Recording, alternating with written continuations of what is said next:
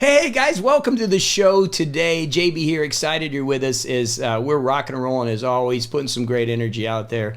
And today I got another Reinkstone update. It's been a few months since I've updated, and part of the reason is because they haven't updated. And in case you don't know what that is, the Reinkstone was this color DES slurry device that a lot of people were excited about this time last year. I think my first video was about May of last year, really asking, is this a scam or not, and what's going on with this Kickstarter. And I went through some kind of the controversy of it and how some failed Kickstarters had matched this program. Well, here's what's crazy. I'm not against Kickstarters at all. In fact, I think it's great. It's an alternate way of building a business. But what I am against is when people put their hard-earned monies, particularly my subscribers, right, our community here, into something that doesn't turn out. So we got a little promising news from them, even though I'm not that excited about it.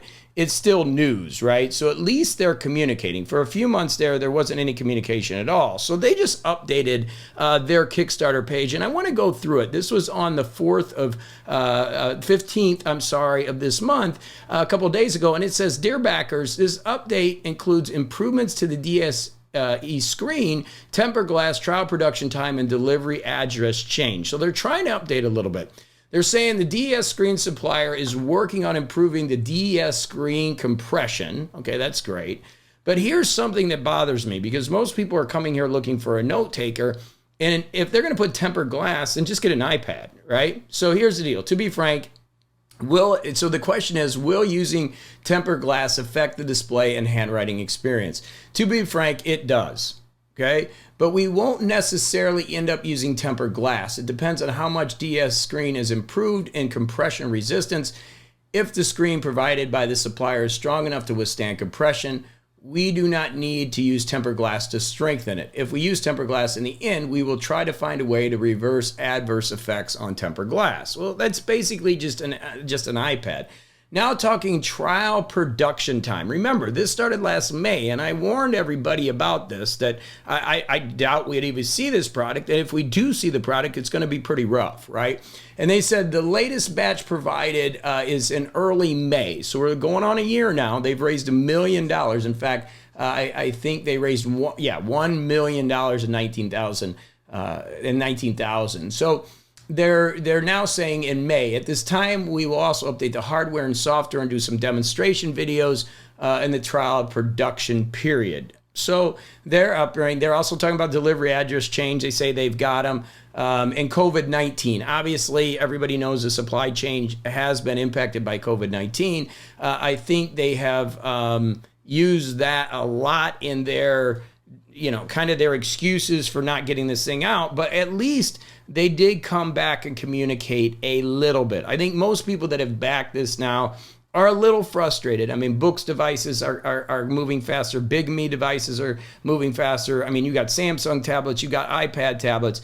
So I don't know the justification of a color e-ink, except maybe, just maybe, if you have some issues with your eyes, right? Maybe that's why you want this device and you want something softer on your eyes. But if it doesn't write better, right, and it doesn't function better, then what are you doing? Saving a couple $100 on an iPad, like an iPad Air or Samsung tablet?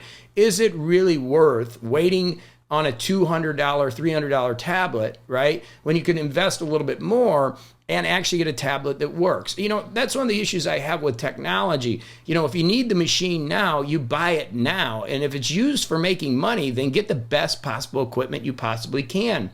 And to me, that's stepping up a little bit into some of the other devices. A lot of people always yelled at me when I talked about the Remarkable 2 and these e-ink devices, is they are really a secondary device. That's what they are. They cannot function the way that these other devices can. It's just impossible. They aren't tablets. They aren't meant to do that, with the exception of the Books devices, which actually work a little bit, and they're okay if you like that e-ink kind of feel.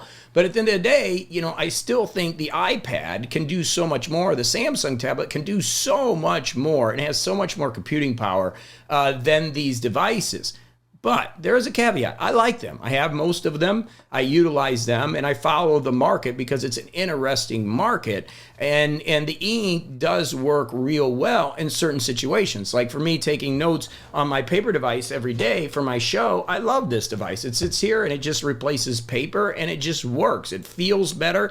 It's got good latency, meaning it writes well. And for me doing show notes on it, it works well. It's a big device. But everybody's use case is different. I just find this Reinkstone interesting in that they were able to generate $1 million on a tablet that was going to be this color ink tablet that was going to revolutionize things. When, to me, if they're going to go to tempered glass or the writing experience is going to be degraded, then it's just the same as an iPad, right? So why wouldn't you get an iPad that has tremendously more computing power? Yes, you have to spend a few $100, but that's going to be the return on investment over the long term is going to be so much more with the support and the things that you get. So I always say I think it's better to be frugal than cheap. And I think, there's still a lot of people out there, myself included, for many years that I was cheap. I was always looking for the cheapest thing, where I think the key is to be frugal. And sometimes being frugal means you have to spend more money in order to get the device that's going to work for you. And what bothered me so much about this launch is there were students in the comments saying, I need this for fall semester. Well, here we are a year later and there is no device.